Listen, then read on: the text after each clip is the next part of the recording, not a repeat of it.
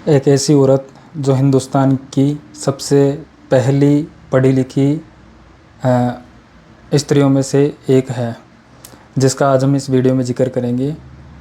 उनका नाम है सावित्रीबाई फुले, और जिन्होंने समाज सुधारक के लिए और पहले स्वयं पढ़ी लिखी और फिर समाज सुधारक के कार्यों में जुटी और हिंदुस्तान में सबसे पहले स्त्रियों की शिक्षा के लिए काम किया। दोस्तों, आज हम इसी टॉपिक पे बात करेंगे कि स्त्रियों की शिक्षा कहाँ से शुरू हुई और क्यों सावित्रीबाई फुले महान हैं और क्यों उनकी बात आज की जानी चाहिए। आज यही इस वीडियो में जानेंगे। नमस्कार दोस्तों, स्वागत है आपका मेरे YouTube चैनल किताबों तक में, जिसमें कि आज हम चर्चा करेंगे एक ऐसी महान शख्सियत के बारे में जिनका कि जिक्र बहुत कम आता है या जिनको कि हम याद करते नहीं हैं, जिनका मुख्य योगदान मूलतः महिलाओं को शिक्षित करने में, उनको पढ़ाने लिखाने और उनको आगे बढ़ाने में जिनका मुख्य योगदान है, और जिन्होंने महाराष्ट्र पुणे में पहला महिला विश्वविद्यालय भी खोला था। आज हम उन्हीं के बारे में चर्चा करेंगे। तो दोस्तों, शुरुआत करते हैं हम एक हमारे हिंदुस्तान में ही एक बहुत महान इंसान हुए जिनका नाम है ज्योतिबा फुले, और जिनकी पत्नी का नाम था सावित्रीबाई फुले। ज्योतिबा फुले जी ने ही पहली बार अपनी पत्नी को पढ़ाया लिखाया और समाज से जुड़ने में उनकी अहम भूमिका निभाई, जिससे सावित्रीबाई फुले शिक्षित हो पाई और वो शिक्षा के महत्व को समझ पाई।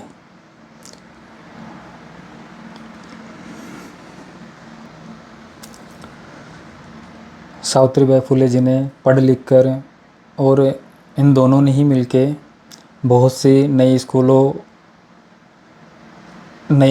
खोले और उनमें दलित, पिछड़े, अति पिछड़े और जो शूद्र कहलाए जाने वाले उस समय में जो नीचे जात के लोग थे, उनको शिक्षा दीक्षा दी, जिनके कारण इन दोनों को बहुत ही विरोध झेलना पड़ा। जो सो कॉल्ड उच्च वर्ग है और जो ब्राह्मण जो लोग हैं, उनका बहुत ही ज़्यादा इनको विरोध झेलना पड़ा था। आज हम इन्हीं के बारे में जिक्र करेंगे। ये एक पुस्तक है उज्ज्वल महात्रे की, मराठी भाषा में लिखी गई थी मूलतः। इसका अनुवाद बाद में किया गया, सावित्रीनामा, जिसको कि मैंने पढ़ा, और इसमें आप पढ़ोगे तब समझ पाओगे या जान पाओगे कि सावित्रीबाई कौन थी। और मैं इसमें स्पेशली बताना चाहता हूँ मुख्यतः कि ये स्त्रियों के लिए बहुत अहम है। अगर इसको एक बार पढ़ लिया जाए तो पूजने योग्य, अगर स्त्रियों के लिए, खासकर महिलाओं के लिए हमारे समाज में और आज के हिंदुस्तान में जो सबसे अहम अगर कोई इंसान हो सकता है तो वो सावित्रीबाई फुले जी ही हैं, जिसको कि पढ़ा जाना चाहिए। इन्होंने पढ़ लिख के स्त्रियों के लिए, और इन्होंने एक सत्य समाज की घटना की उद्घाटन किया, जो कि समाज सुधारक के रूप में बहुत ही काम किया। और इन्होंने जब शिक्षा ग्रहण कर रहे थे तब इनको बहुत से परेशानियों का सामना करना पड़ा और बहुत से ऐसे ऊंच नीच वाली चीज़ों से गुजरना पड़ा। इनको बहुत ही विरोधाभास झेलना पड़ा, जिसका कि इन्होंने डट के सामना किया।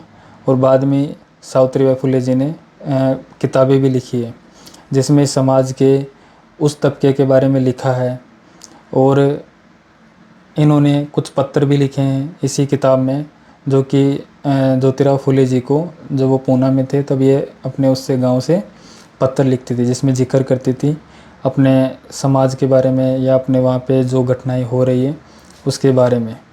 आपको पढ़ के बहुत अच्छा लगेगा। 3 पत्र हैं और तीनों ही बहुत अच्छे हैं। दोस्तों, इनका जन्म है वो 1831 में हुआ था, और इन्होंने बहुत ही जल्दी पढ़ लिख के 1850 के आसपास, जिस टाइम हम आज़ादी की लड़ाई लड़ रहे थे, ये दूसरी लड़ाई में शामिल थे, जो कि बहुत अहम थी।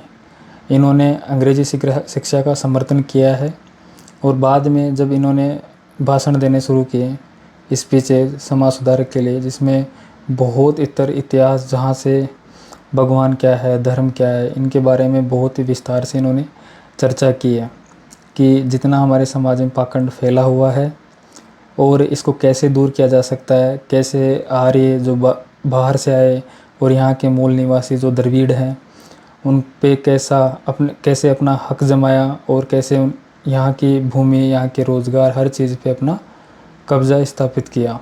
इस चीज़ के बारे में इसमें बहुत ही विस्तार से और बहुत ही अच्छी तरह लिखा हुआ है। तो इससे हमें पता लगता है कि सच जो है वो हमसे छिपाया जाता है और हमारे जीवन में जो सबसे अहम है वो हमें कभी बताया नहीं जाता। क्यों हिंदुस्तान इतना पीछे है, क्यों हम इतना पीछे रहे। आज हमसे एक पीढ़ी अगर पीछे हम देखते हैं वो पूर्णतः निरक्षर है, बिल्कुल भी पढ़ी लिखी नहीं है। जो हमारी दादी है, नानी है, दादा और है, ये पीढ़ी आज अभी तक अनपढ़ ही रहे। ऐसा उसके पीछे ऐसी क्या वजह थी, ऐसे क्या कारण रहे थे। दोस्तों आपके दिमाग में, आपके जहन में ये सवाल ज़रूर आने चाहिए, क्योंकि जब हम इन सवालों से लड़ते हैं तो इसी से हमें मोटिवेशन मिलता है। और देश के विकास के जो रास्ते में अड़चने हैं, क्यों एक आधा तबका था जो महिला वर्ग था उसको पीछे रखा गया, जिससे कि ये देश विकसित नहीं हो पाया। और ऐसा क्यों हो पाया कि हमसे बाद में आज़ाद होने वाले, स्वतंत्रता प्राप्त करने वाले जो राष्ट्र हैं वो हमसे आगे निकल पाए। और ऐसे क्या कारण थी कि हम इतने संपन्न होने के बाद हमारे पास आबो हवा, एनवायरनमेंट सब अच्छा होने के कारण भी हम पीछे रहे।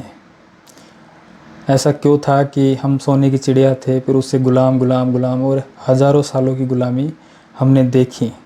क्या हम लड़ने लायक नहीं थे? ऐसा क्यों हुआ कि समथिंग 60,000 अंग्रेज़ों ने 20 करोड़ भारतीयों पर राज किया? क्या हमारे अंदर वो लड़ने की क्षमता नहीं थी, या फिर हम जात पात और धर्म में बटे हुए थे? और अगर बटे हुए थे भी तो उसके पीछे वजह क्या थी, किस कारण से हम बटे हुए थे, और बांटने वाला हमें कौन था? कि हुण आए, फिर आपके ये मुस्लिम आए, फिर अंग्रेज़ आए, ईसाई आए, पारसी आए, ये सब आके हम पे राज कैसे कर लिए? और बहुत ज़्यादा संख्या में नहीं आए, कम संख्या में आके भी हम सब एक जगह जुट नहीं रह पाए। भारत में विविधता है, ये सब जानते हैं। क्षेत्र के नाम पे, भाषा के नाम पे, खान पीन, आबो हवा, एनवायरनमेंट, इस हर जगह भारत में विभिन्नता है। ये हमारी खूबसूरती भी है, लेकिन इसी के आधार पे हमें बांटा भी जा सकता है। और क्यों हमें एकजुट होने की ज़रूरत है, ये सभी चीज़ें आपको एक ये पुस्तक सावित्रीनामा, इसे पढ़ के समझा जा सकता है। और मैं आग्रह करना चाहूँगा, मैं बताना चाहूँगा कि ये खासकर महिलाओं के लिए तो ये जानना बहुत ही ज़रूरी है कि उनका इतिहास क्या रहा है। अभी भी हमारे जो गाँव वाला समाज है वहाँ पे स्त्रियाँ लाज वगैरह करती है, पल्लू रखती है, घूंघट करती है, और उनको सामने बोलने नहीं दिया जाता।